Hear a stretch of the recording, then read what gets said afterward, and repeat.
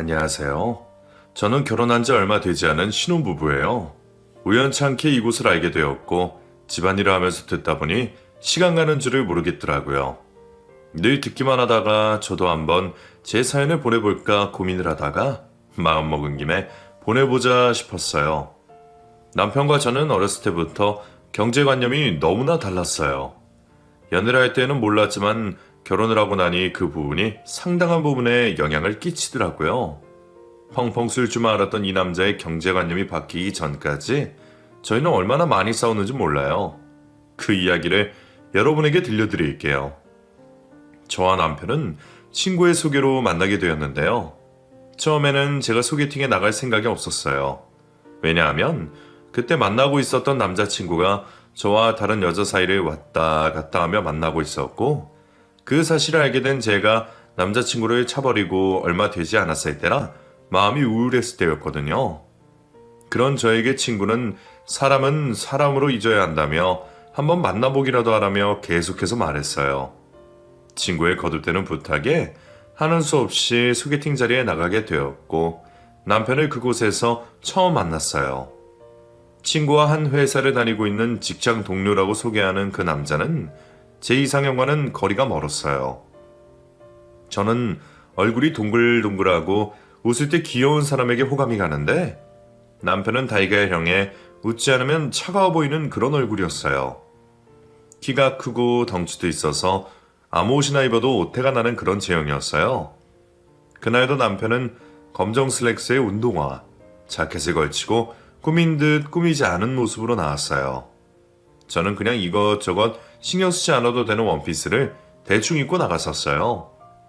친구는 서로에게 소개를 시켜주고 자신은 빠지겠다며 자리를 피해주었고 저는 남편과 단 둘이 남게 되었어요. 저는 제가 원해서 나간 자리도 아니었고 제 이상형도 아니었기에 친구의 체면을 생각해서 여기서 대화를 나누다가 헤어져야겠다고 생각했어요. 하지만 대화를 하다 보니 남편과 이야기하는 것이 재미있었고 남편의 이야기에 귀를 기울이고 있는 저를 발견했어요. 남편은 차가운 첫인상과는 달리 말투가 부드럽고 센스가 있는 사람이었어요. 저희는 서로의 취미생활과 직장생활 이야기를 하며 시간 가는 줄 모르게 웃었어요. 벌써 시간이 이렇게 됐네요. 어머, 그러네요? 대화를 많이 했더니 배도 고픈데 저녁이라도 같이 할까요? 좋아요. 저는 카페에서 이야기만 나누다가 금방 일어나야겠다고 생각하고 나간 자리였는데 의외로 남편과 같이 있으면 재미있고 더 오래 있고 있다는 생각에 저녁을 같이 먹기로 했어요. 그 사이 친구에게서 전화가 왔지만 받지 않았어요. 친구도 아마 저희가 카페에서 헤어질 거라고 생각했던 모양이에요. 제가 먹고 싶은 곳으로 가자고 말하는 남편에게 저는 무엇을 먹을까 고민을 하다가 파스타를 먹으러 갔어요. 저는 크림 파스타를, 남편은 로제 파스타를 주문했어요. 그리고는 또 이런저런 이야기를 이어갔어요. 식사까지 다 한 저희는 식당을 나왔고 남편의 에스코트를 받으며 집으로 왔어요. 집에 도착한 저는 친구에게 먼저 전화를 걸었고 친구는 마지못해 나간 애가 지금까지 같이 있었냐며 웃었어요. 친구에게서 남편에 대해서 좀 더 이야기를 들었고 회사에서도 일도 잘하고 성격이 좋아서 직장 동료뿐만 아니라 상사들에게까지 인기가 좋다는 남편에게 더 관심이 가기 시작했어요. 친구와 통화를 끝내놓고 씻고 나와 침대에 누웠어요. 그리고 오늘 있었던 일을 되짚어 보았어요. 저와 참 잘 맞는 사람이다 생각이 들었어요. 그때 핸드폰 메시지가 들어왔어요. 확인을 해보니 다름 아닌 남편이었어요. 오늘 너무 좋은 시간이었다며 괜찮으면 주말에 같이 영화를 보러 가자고 말을 했고 저는 알겠다고 말을 했어요. 양다리를 걸친 전 남자친구 때문에 아무것도 하고 싶지 않았던 저인데 친구 말대로 정말 사람은 사람으로 있는다는 말이 맞는 것 같기도 했어요. 남편의 얼굴이 자꾸 떠올라서 웃음이 났어요. 다음날 회사에 출근한 저는 최근 개봉한 영화가 뭐가 있는지 살펴봤어요. 저는 액션을 좋아하는데 아쉽게도 그런 거는 없었어요. 솔직하게 말을 할까 하다가 남편은 또 좋아하는 게 있을 수도 있으니 남편에게 영화를 선택하라고 했어요. 주말에 영화관에서 만난 저희는 팝콘과 콜라를 사서 자리에 앉았어요. 제가 생각했던 대로 영화가 잔잔해서 언제 끝나나 시간만 계속 보게 되었어요. 영화를 보고 저희는 대학가를 걸었어요. 남편은 영화가 어땠냐고 물었고 저는 사실 로맨스보다는 액션을 좋아한다고 말을 했어요. 그러자 남편은 자신도 그렇다며 서로 사실대로 말했으면 영화를 보지 말고 그 시간에 다른 건 할 걸 그랬다고 말했어요. 저희는 이제부터는 솔직하게 말하자고 웃으면서 이야기했어요. 남편과 저는 그 이후로도 많은 데이트를 했어요. 같이 콘서트도 가고 뮤지컬도 보고 연극도 보러 다녔어요. 그리고 남편이 여기저기 구석구석에 있는 맛집을 찾아 맛있는 음식을 먹는 재미도 좋았어요. 지금은 몇 시간씩 기다렸다가 먹으려고 하면 뒤도 돌아보지 않고 나올 텐데 그때는 그게 왜 지루하지 않았던지 식당에 줄이 길게 늘어져 있어도 둘이서 이야기하며 기다렸다가 그 음식을 꼭 먹었어요. 저희가 만난 지 1년이 된 날 남편은 여행을 가자고 제안을 했고 저 역시 좋다고 말했어요. 처음으로 가는 여행이라 설레었어요. 저희는 둘 다 체험하는 것을 좋아했기에 체험할 것들이 많은 곳을 찾았어요. 숙소를 정하고 동선을 체크하고 근처 맛집도 찾고 남편과 여행 준비를 하는 동안 너무 즐거웠어요. 여행 가기로 한 날 회사에 출근을 해야 했던 저희는 퇴근을 하고 오후에 출발을 해야 해서 숙소에 짐을 풀고 ATV를 한번 타고 가서 다시 숙소로 돌아와 저녁을 먹기로 계획을 잡았어요. 약속한 그날이 왔고 저희는 퇴근을 하자마자 만났어요. 그리고 예약한 숙소로 출발했어요. 점심을 먹지 못하고 출발했기에 휴게소에 들러서 간단한 것을 먹기로 했어요. 저는 휴게소 음식 중에서 우동을 너무 좋아했기에 우동 한 그릇을 뚝딱 하고 또 차에서 먹을 버터 오징어와 떡볶이도 샀어요. 너무 많이 먹으면 맛있는 것을 못 먹는다고 남편이 말했지만 맛있는 걸 어쩌겠어요. 숙소에 거의 다 와갈 때쯤 마트에 들러 저녁에 먹을 고기와 술, 과자 등을 샀어요. 숙소에 도착한 저희는 냉장고에 사온 재료들을 넣어두고 옷을 갈아입고 ATV를 타러 갔어요. 안전교육을 잠시 듣고 하나씩 탔어요. 그리고는 울퉁불퉁한 길을 달렸죠. 바람까지 신선하게 부니 더 좋았어요. 신나게 몇십 분을 타고 숙소로 돌아온 저희는 저녁 먹을 준비를 했어요. 예약한 숯불이 들어왔고 남편은 고기를 먹기 좋게 굽기 시작했어요. 그동안 저는 햇반을 돌리고 사온 야채들을 씻었어요. 밖에서 먹어서 그런 건지 남편과 같이 먹어서 그런 건지 고기가 너무 맛있었어요. 맥주를 한 잔씩 하며 먹으니 더 꿀맛이었어요. 오늘 찍었던 사진을 같이 보면서 깔깔대다가 또 서로의 사진을 찍어주었어요. 다음날 아침 어제 먹은 술 탓인지 일찍 눈이 떠지지 않았어요. 남편은 벌써 일어나 숙소에서 준 조식을 챙기고 있었어요. 벌써 일어났어? 아, 눈이 일찍 떠지던데? 우리 퇴실 시간이 몇 시였더라? 11시. 아직 시간 많이 남았어. 그래? 조금 더 누워있어야겠다. 조식을 벌써 갖다 놨네. 빵 먹을래? 거기 놔둬. 여기 있다가 점심 먹으러 나가면 되겠다. 그러자. 예약은 했지? 당연히 했지. 거기서 점심 먹고 꽃 보러 가면 될 것 같아. 좋았어. 남편과 저는 조식을 먹고 짐을 챙겨서 퇴주 시간을 꽉 채우고 점심을 먹으러 갔어요. 맛집이라고 간 곳은 역시나 사람들이 많았어요. 의자에 앉아 저희 차례가 올 때까지 기다렸다가 테이블에 앉았어요. 줄을 서 있는 동안 주위 사람들의 이야기를 들어보니 이 집은 메인 음식보다는 냉면이 맛있다고 말을 했어요. 그래서 자기도 냉면을 먹으러 온다며 이걸 모르고 처음 오는 사람들은 메인 음식을 시킨다고 말을 했죠. 그 말을 들은 저희는 어떤 걸 먹을까 고민이 되기 시작했어요. 테이블에 앉은 저는 메인 음식과 냉면 하나씩을 시켰어요. 역시 여러 번 오신 분의 말씀처럼 냉면이 더 맛있었어요.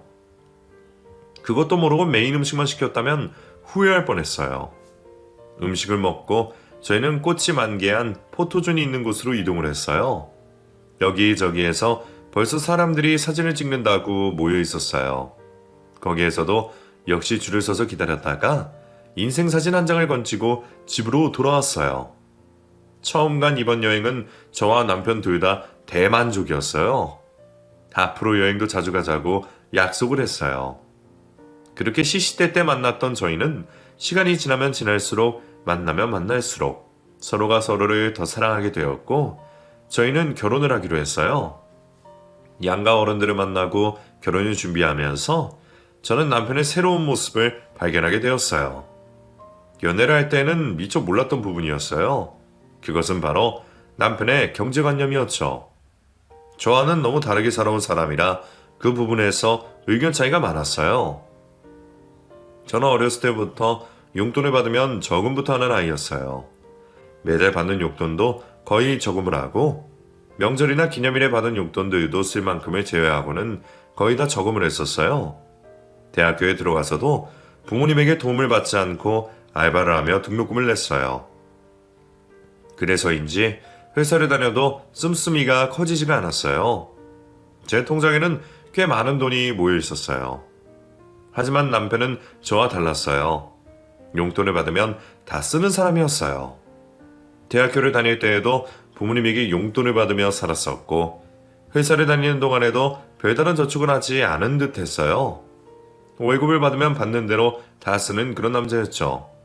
이 사실은 결혼을 준비하는 과정에서 알게 되었고 저는 큰 충격을 받았어요. 지금까지 모아둔 게 하나도 없다는 소리야? 남자들 원래 다 그래. 그래서 남자들은 결혼해야 돈 모은다잖아. 그런 게 어딨어. 그건 핑계지. 아니라니까. 내 주위에는 다 그래. 그럼 결혼은 어떻게 하게? 집에서 해주시겠지. 뭐? 어머니가 결혼까지는 걱정하지 말라고 하셨어. 그래도 그렇지. 다 큰 성인인데. 돈 많으면 좋지 뭘 그러냐. 우리 결혼 비용 반만씩 하기로 한 건 알고 있지? 다 알고 있어. 어머니한테도 그렇게 말씀드렸고. 그럼 우선 예산 잡아놓고 반씩 내자. 그러자. 저는 제가 번 돈으로 남편은 시어머니의 돈으로 그렇게 저희는 결혼 준비를 시작했어요. 결혼을 준비하는 동안에도 저는 이 남자를 믿고 살 수 있을까 의문이 들었어요. 그래서 주위의 친구들이며 지인들에게 물어봤어요. 자세하게 이야기는 하지 않고 남자들은 원래 결혼 전에는 모으는 돈이 없냐고 물어봤죠. 그랬더니 하나같이 하는 말이 남자들은 결혼 전에 돈 모으는 사람은 없다는 것이었어요. 그래서 빨리 결혼해야 돈 모은다는 말도 있다면서. 그 이야기를 들으니 또 제가 괜한 걱정을 하고 있었나 싶어서 그 생각은 하지 말고 결혼 준비에는 신경 쓰기로 했어요. 둘 다 회사를 다니고 있었기에 거의 주말에 모든 것을 해결해야 했어요. 예식장과 샵, 신혼여행, 집, 살림살이 등 해야 할 것들이 너무나 많았어요. 결혼 전에 모든 것을 해결하려면 부지런히 움직여야 했어요. 특히나 신혼집을 고르는 것이 시간이 오래 걸렸어요. 집은 차가 없는 저를 배려해서 제가 다니고 있는 회사 근처로 구하기로 했어요. 저희가 가지고 있는 금액의 집을 구하느라 발품을 팔아야 했어요. 남편은 모자라는 돈은 대출을 받아서 사자고 말했지만 저는 지금 가지고 있는 돈으로도 충분히 괜찮은 곳으로 갈 수 있는데 대출 이자까지 내면서 집을 사고 싶지는 않았어요. 저는 투덜거리는 남편을 이끌고 볼 수 있는 집은 최대한 많이 봤어요. 그 중에서 남편과 저 둘 다 마음에 드는 한 곳을 계약하기로 했어요. 그 집은 햇살도 많이 들어오고 특히나 알파룸이 하나 있어서 그곳을 카페로 꾸미면 좋겠다는 생각이 들었어요. 제일 큰 숙제였던 집도 계약하고 모든 것이 순조롭게 진행되어 가고 있었어요. 이제 계약한 집 잔금만 치르면 결혼식을 올리기 전에 큰일은 다 끝냈어요. 남편과 저는 우리의 신혼집이 될 집을 둘러보며 행복했어요. 집에 돌아온 저는 체크리스트를 다시 한번 꼼꼼하게 살펴보았어요. 몇 주가 지나고 신혼집 잔금 치르는 날이 다가왔어요. 저는 남편에게 전화를 걸었어요. 다음 주에 잔금 보내는 날인 거 알지? 알지. 이번 주에 송금해놔? 그게 왜? 무슨 일 있어? 정말 미안하다. 왜? 무슨 일인데? 전화로 하기엔 좀 그렇고 만나서 얘기하자. 남편의 전화를 받고 저는 걱정이 되었어요. 목소리에 힘이 없는 것이 무슨 일이 있는 것 같긴 했어요. 카페에 도착한 저는 먼저서 기다리고 있는 남편을 발견했어요. 남편에게 간 저는 다짜고짜 무슨 일이 있냐고 물었고 남편은 저의 얼굴을 보지도 못한 채 아무 말도 하지 못했어요. 왜? 무슨 일인데? 무슨 일인지 알아야 대책을 세우지. 그게 아, 정말 답답하다. 그냥 얘기해. 나 잔금 치를 돈이 없어. 뭐라고? 그게 무슨 말이야? 돈이 없다니. 거기 투자하면 곧 배로 뛴다 그래서 넣었다가 지금 원금을 까먹었어. 어딜 투자해? 주식했어? 뭐? 어머니한테 받은 돈 다? 나도 이렇게 될 줄 몰랐어. 떨어지길래 원금만 회복하면 빼려고 했는데 자꾸만 떨어져서. 바보야. 지금이라도 당장 빼. 조금만 있으면 오를 거래. 우리 조금만 더 기다려보자. 미쳤어? 그거 오른다는 게 확실한 것도 아니고. 집 잔금 치를 돈을 거기에다가 넣으면 어떡해. 미안하다 정말. 지금이라도 빼자. 조금 손해보더라도 지금 빼는 게 낫다니까? 그럴 순 없어. 진짜 오른다니까? 나 빼고 나서 오르면 어쩌려고 그래. 정말 답답하다. 나 진짜 어떻게 널 믿고 살지? 원금만 회복하면 바로 뺄게. 진짜 약속해. 다음 주에 잔금 보내야 하는데 그럼 어쩔 거야? 내가 내 은행 문 여는 대로 대출 알아볼게. 까먹고 있는 돈은 못 빼고 또 대출 받겠다는 소리야? 그럼 어떡해. 방법이 없는데. 방법이 없긴 왜 없어? 주식 팔면 되지. 그건 안 된다니까. 내가 우선 낼 테니까 한 달 안에 그 주식 원금 회복이 안 돼. 너 팔아. 알겠어. 그럴게. 그리고 우리 결혼하면 생활비 내고 각자 관리하기로 한 거 못하겠어. 내가 다 관리하고 매달 용돈 줄 테니까 그걸로 생활하는 걸로 하자. 그래, 알겠어. 네가 하자는 대로 다 할게. 그 대신 우리 집에는 비밀이다. 저는 잔금 치를 돈으로 주식을 한 남편에게 화가 났어요. 저런 남자를 믿고 결혼하는 게 맞는 건가 너무 걱정이 되었어요. 저는 이참에 남편의 경제관념을 바꿔야겠다고 생각했어요. 너무 오랫동안 그렇게 살아왔던 사람이라 힘들긴 하겠지만 지금 바꾸지 않으면 평생 남편 뒤지다거리 하다가 세월을 보낼 것 같은 불안한 마음이 생겼어요. 일주일 뒤 저희는 잔금을 치르고 가구와 가전을 넣고 신혼집을 아기자기하게 꾸몄어요. 결혼식 전날 밤 신혼집에 가게 된 저희는 꾸며놓은 집을 보며 내일이면 부부가 된다는 사실이 믿기지가 않았어요. 어떤 일이 일어날지는 모르겠지만 서로 위해주고 사랑하며 살자고 이야기했어요. 그날 밤은 잠이 오지 않았어요. 다음날 결혼식장에 도착한 저희는 많은 사람들의 축복을 받으며 결혼식을 했어요. 나중에 친구로부터 알게 된 사실은 그날 신부인 저보다도 시어머니가 더 많이 우셨다고 해요. 아마 남편을 일찍 잃고 혼자 어린 아들을 키우셔서 더 그러신 것 같았어요. 신혼여행을 다녀온 후 저희는 친정에서 맛있는 음식들을 먹고 하룻밤을 보내고 다음날 시댁으로 갔어요. 시어머니는 며칠 동안 못 본 사이에 얼굴이 많이 헬스케졌다며 남편의 얼굴을 어루만졌어요. 그리고는 저녁을 먹자며 옷을 갈아입고 나오라고 하셨어요. 저도 남편 따라 같이 방으로 들어가려는데 시어머니가 부르셨어요. 저는 옷을 갈아입을 필요가 없다며 주방으로 따라오라고 하셨어요. 주방에 간 저에게 앞치마를 주시며 준비해 놓은 음식들을 식탁 위로 올려놓으라고 하셨어요. 한복을 입어서 움직이기 불편하지만 그렇게 하라니 어쩔 수가 없었어요. 식탁에 앉아 저녁 식사를 하면서도 남편이 좋아하는 갈치구이를 남편이 먹기 좋은 곳으로 옮겨놓고선 남편의 밥 위에 가시를 발라 살만 올려주었어요. 남편은 그런 시어머니 행동이 익숙한지 아무렇지 않게 먹었어요. 저는 밥을 먹는 둥 마는 둥 먹고는 뒷정리를 하고 방으로 들어왔어요. 곧이어 거실에 있던 남편도 방으로 들어왔어요. 저희는 눈만 봐도 꿀이 떨어질 때라 서로 껴안으며 애정 표현을 하고 있는데 불쑥 시어머니가 들어왔어요. 깜짝 놀란 저는 남편을 밀어냈고 시어머니는 내일이면 가는데 자기와 못다한 이야기를 나누자며 남편을 데리고 나갔어요. 저는 너무 어이가 없었어요. 신혼여행을 다녀온 아들 부부를 좀 쉬게 놔두시지. 멀리 떨어져 살 것도 아니고 시어머니가 남편에게 하는 행동들이 너무 과하다는 생각이 들었어요.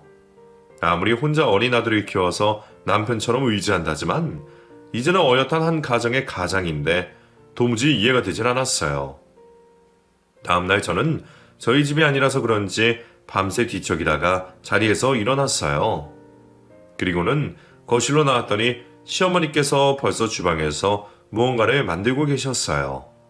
주방으로 들어온 시어머니는 저에게 얼른 씻고 한복을 또 입고 나오라고 하셨어요.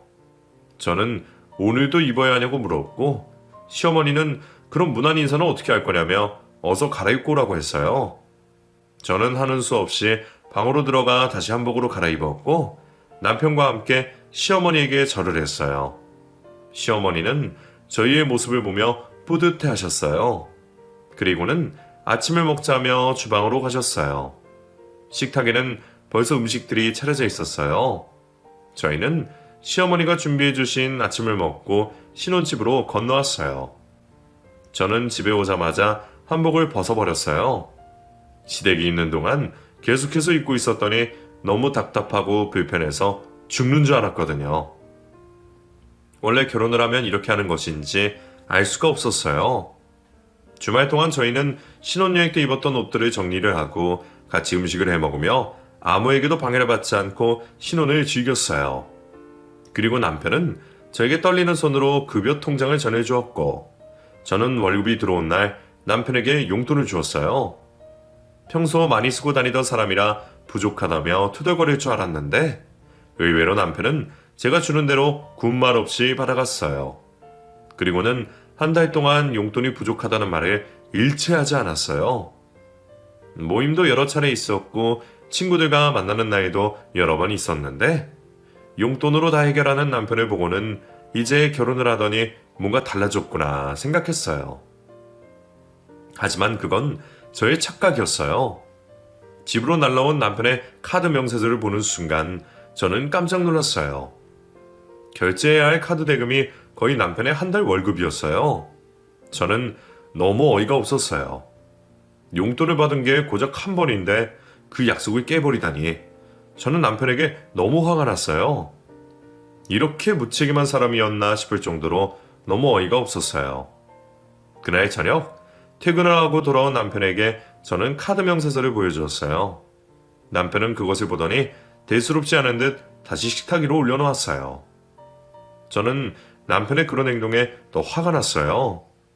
적어도 미안한 눈빛은 있어야 하는데 이게 왜? 이런 표정을 짓고 있으니 나오려고 했던 말도 나오지 않았어요. 저는 너무 어이가 없어서 웃음이 나왔어요. 용돈 받아서 쓰기로 약속하지 않았어? 그래서 급여 통장 줬잖아. 주면 뭐래? 카드값으로 다 나가게 생겼는데. 주위에서 결혼했다고 다들 한턱 내라는데 그럼 어쩌냐? 적당히 하면 되잖아. 너도 사회생활 하니까 알잖아. 그게 뜻대로 돼? 나는 돼. 남자랑 여자랑은 다르다니까. 난 모르겠고 지금 그럼 용돈이랑 카드랑 같이 쓰겠다는 소리야? 용돈 쓰다가 없으면 카드 써야지. 그럼 줄이는 게 아니잖아. 신용카드 다 내놔.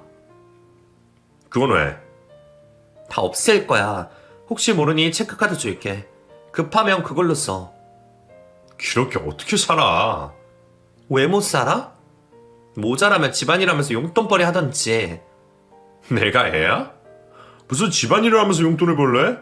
내가 고생해서 번 돈 내 마음대로 쓰지도 못하냐? 마음대로 써. 누가 못 쓰게 했어? 원래 우리 생활비만 반씩 내고 각자 버는 건 알아서 관리하기로 했던 거 몰라? 근데 왜 이렇게 하기로 했는데? 너가 주식해서 이렇게 된 거잖아. 이렇게 살기 싫으면 주식 팔면 되잖아. 그건 아직 좀 더 있어야 돼. 그것도 지금 약속한 한 달 지난 거 알아? 왜 자꾸 사람을 실망하게 만들어? 알겠어. 자, 내가 가지고 있는 카드는 이게 다야. 남편은 하는 수 없이 저에게 카드를 다 주었고 방으로 들어가 버렸어요. 저는 남편에게 받은 카드를 모조리 다 가위로 싹둑 잘라버렸어요. 그 이후로 남편분은 용돈과 체크카드를 사용했고 용돈이 부족하면 저에게 이야기를 했어요. 처음에는 자신이 필요한 것이 있을 때마다 저에게 말하는 것이 너무 싫다며 힘들어하던 남편도 차츰 적응이 되어갔고 용돈이 부족하다며 더 달라는 이야기도 거의 하지 않았어요. 그러던 어느 날 저는 왜 남편이 그동안 그 용돈으로도 충분하게 살 수 있었는지 그 이유를 알 수가 있었어요. 퇴근을 하는 남편이 씻으러 들어갔고 그 사이 핸드폰 메시지가 왔어요. 저는 남편의 핸드폰을 본 순간 깜짝 놀랐죠. 그건 다름 아닌 시어머니였어요. 시어머니는 그동안 아들에게 용돈을 매달 보내고 있었던 거였어요. 씻고 나온 남편에게 이게 무슨 소리냐며 핸드폰을 보여주었고 남편은 남의 핸드폰을 마음대로 본다며 화를 냈어요. 저는 그동안 시어머니에게 용돈을 받았냐며 물었어요. 결혼을 하고 돈 관리를 제가 한다는 이야기를 들으신 시어머니는 남편에게 남자는 결혼을 해도 주머니에 돈이 두둑히 있어야 길을 펴고 산다며 매달 용돈을 주고 있었고 남편은 그 사실을 저에게 속이고 있었어요. 저는 또 한 번 남편에게 실망을 하게 되었어요. 남편이 이렇게 된 것은 시어머니의 잘못이 크다는 생각이 들었어요. 저는 언제까지 시어머니의 그늘에서 살 거냐며 어른이 되었으면 자기 앞가림은 자기가 하는 것이 맞지 않냐며 이렇게 살 것 같으면 저와 이혼을 하고 시어머니와 살으라고 말했지만 남편은 오히려 부모가 자식에게 용돈을 주는 것을 왜 그렇게까지 이상하게 생각하냐며 제가 이해가 안 된다는 식으로 이야기를 했어요. 그날 저희는 언성을 높여서 싸웠지만 의견 차이가 좁혀지지가 않았어요. 다음날 저는 남편과의 일 때문에 회사에 있어도 일이 손에 잡히질 않았어요. 머리도 지끈지끈 아프고 소화도 잘 되지 않았어요. 그래서 점심을 먹지 않고 휴게실에서 잠시 쉬었어요. 점심시간이 지나고 자리에 앉아 일을 하려는데 자리도 들어가시던 팀장님이 창백해진 저의 얼굴을 보고 조퇴를 하고 병원에 다녀오라고 하셨어요. 집으로 들어가는 길에 병원에 들린 저는 뜻밖의 소식을 들었어요. 제가 임신을 했다는 것이에요. 남편으로 인한 스트레스로 몸이 피곤하다고 생각했는데 임신 때문이었다니 저는 신랑에게 이 사실을 빨리 알리려고 핸드폰을 꺼내었다가 다시 가방 안에 넣었어요. 어제 싸운 것도 있고 해서 제가 먼저 전화하기엔 자존심이 상했어요. 그래서 저녁에 퇴근하고 오면 말해야겠다고 생각했어요. 그날 저녁 퇴근을 하고 온 남편은 어젯밤 싸운 탓에 여전히 저와 눈도 마주치지 않고 냉랭했어요. 저는 씻고 나온 남편에게 맥주 한 잔을 하자며 불렀어요. 아무 말 없이 식당에 앉은 남편은 제가 준 맥주를 시원하게 들이켰어요. 너는 왜 안 마셔? 나 참으려고. 나 혼자 마시면 무슨 죄야? 어제는 내가 말이 심했어. 미안해. 아니야. 너도 잘한 건 없는데 뭘. 어머님이 주신 용돈 말이야. 그 얘기라면 안 해도 돼. 나도 생각해보니까 아닌 것 같더라. 그래서 다시 돌려드렸어. 잘했어. 아빠 될 자격 있네. 뜬금없이 아빠는. 이것 봐. 내가 맥주를 못 마시는 이유. 남편은 내가 보여준 초음파 사진을 보고는 눈이 휘둥그레졌어요. 임신한 거야? 오늘 병원에 갔더니 임신이래. 정말? 남편은 초음파 사진을 식탁에 내려놓고는 저를 안고 뱅그르르 돌았어요. 너무나 기쁘다며 태명은 어떤 걸로 할지 정신이 없었어요. 그런 남편의 모습에 저는 또 어젯밤의 일은 사르르 녹았어요. 이래서 부부싸움은 칼로 물베기라고 하나 봐요. 남편은 제가 임신을 한 이후로 집안일에도 적극적이었어요. 예쁘고 좋은 것만 보고 들어야 한다며 매일 밤 뱃속의 아기에게 책도 읽어주고 과일도 예쁜 것만 깎아서 줬어요. 입덧을 하기 시작할 때에도 저희는 같이 했어요. 너무 사랑하면 남편이 입덧을 하는 경우도 있다곤 하는데 남편이 그럴 줄이야. 여하튼 저보다 입덧이 더 심해서 저희는 입덧이 있는 동안에는 서로 같은 공간에서 밥을 같이 먹지 못했어요. 그래서 남편의 살이 점점 빠지기 시작했어요. 저희 소식에 시어머니는 아들이 걱정이 되어 집으로 오셨어요. 집에 들어서자마자 얼굴 살이 빠진 아들을 신경 쓰느라 입덧하는 며느리는 보는 둥 마는 둥이었어요. 시어머니는 남들은 안 하는 입덧을 해서 이 고생이냐며 남편이 좋아하는 음식들을 만들어 오셨어요. 들고 오신 장바구니에서 반찬통을 꺼내 식탁 위에 올려놓으셨어요. 반찬통이 얼핏 봐도 10개는 되어 보였어요.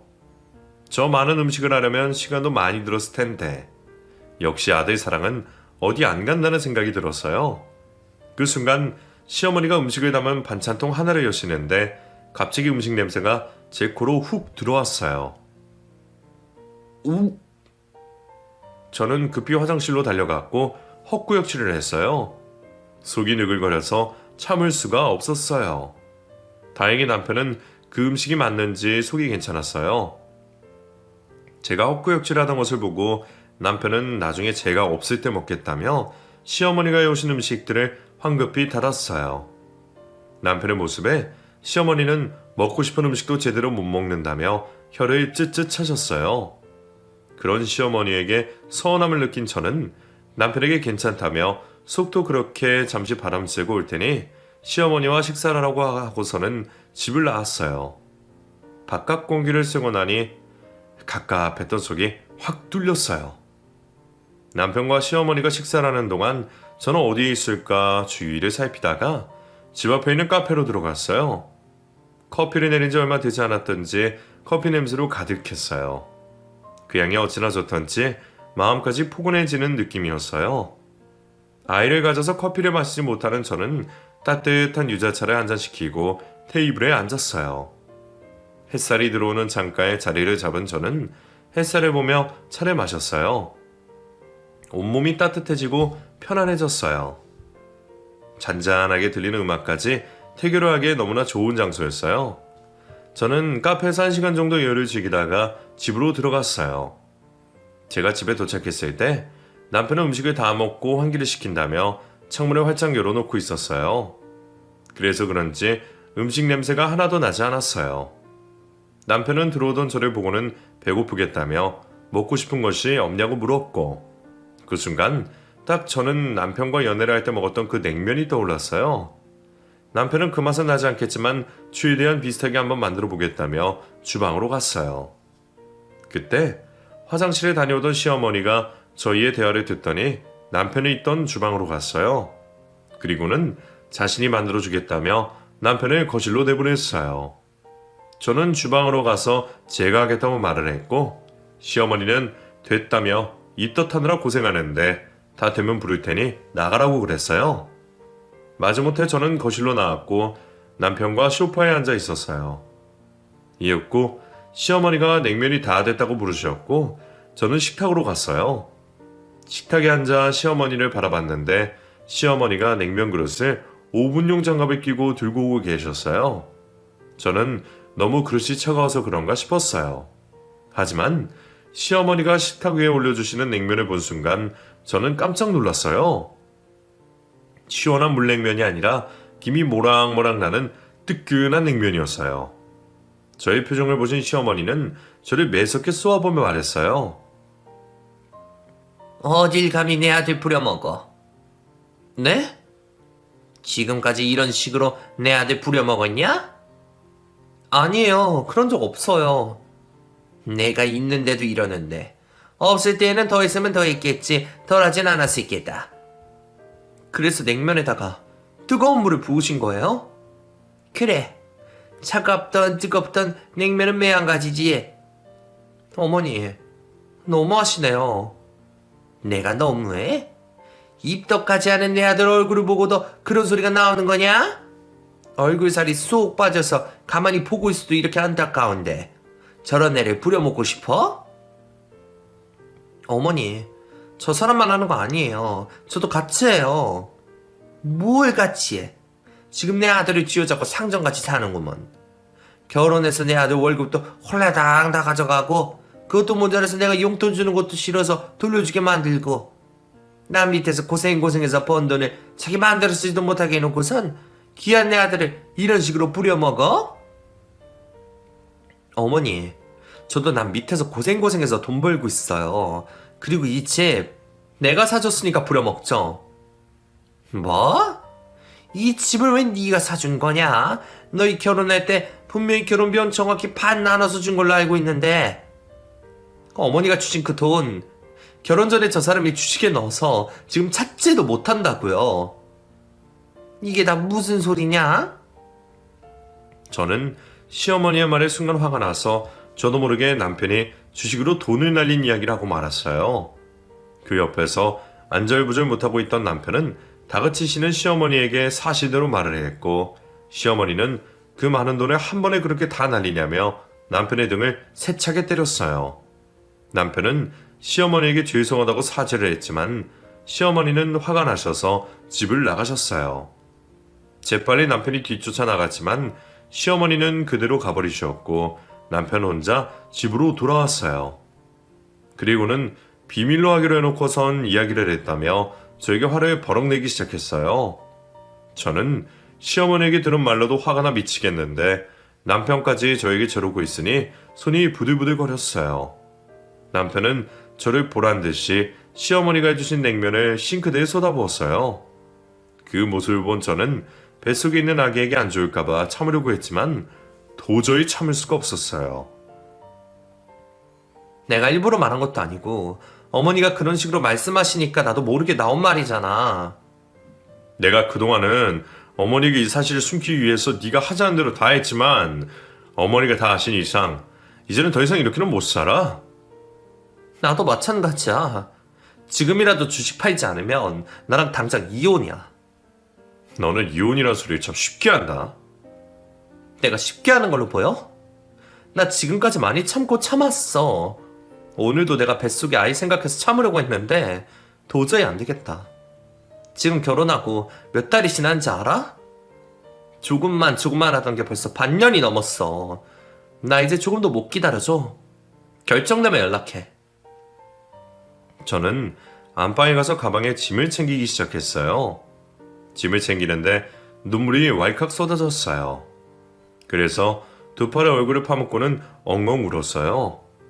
방으로 들어온 남편이 머뭇머뭇거리다가 저를 안으며 화를 내서 미안하다며 사과를 했고 내일 오전에 당장 팔고 다시는 하지 않겠다고 약속을 했어요.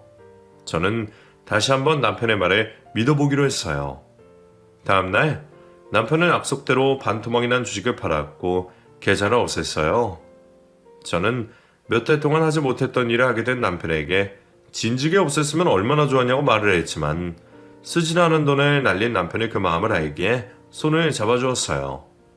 며칠 뒤 남편은 그 돈을 저에게 주었고 저는 그 돈은 집을 사기 위해 받은 돈이지만 우리끼리 지금처럼 살자며 시어머니에게 돌려드리자고 말했어요.